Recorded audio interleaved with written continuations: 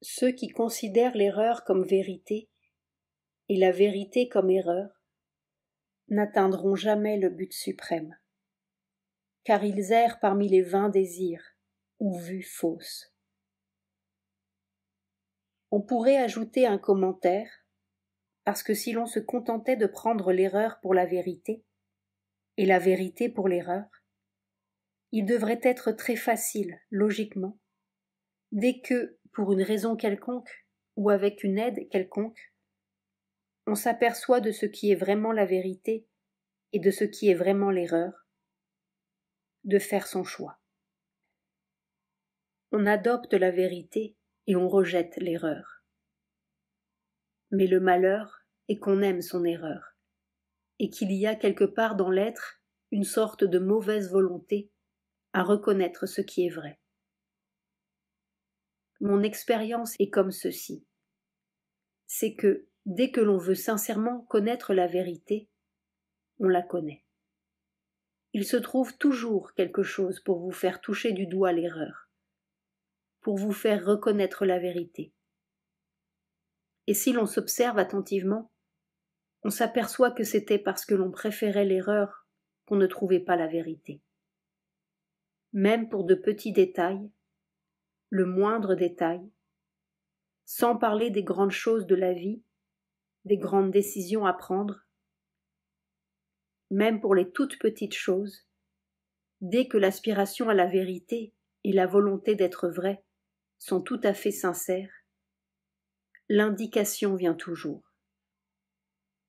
Et justement, avec la méthode de discipline bouddhique, si l'on poursuit intérieurement les causes de sa manière d'être, on s'aperçoit toujours qu'une persistance dans l'erreur vient d'un désir. C'est parce qu'on a une préférence, un désir pour sentir d'une certaine façon, pour agir d'une certaine façon, pour penser d'une certaine façon, que l'on commet l'erreur. Ce n'est pas parce que l'on ignore tout simplement ce qui est vrai.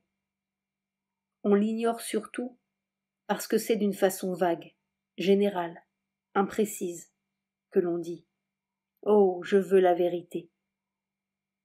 Mais en fait, si l'on prend un détail, tous les détails, et que l'on mette juste le doigt dessus, on s'aperçoit qu'on fait l'autruche, pour ne pas voir.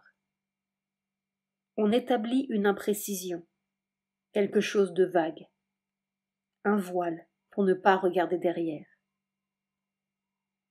Dès qu'il y a sincérité, on découvre que l'aide, la direction, la grâce sont toujours là pour répondre, et qu'on ne se trompe pas longtemps.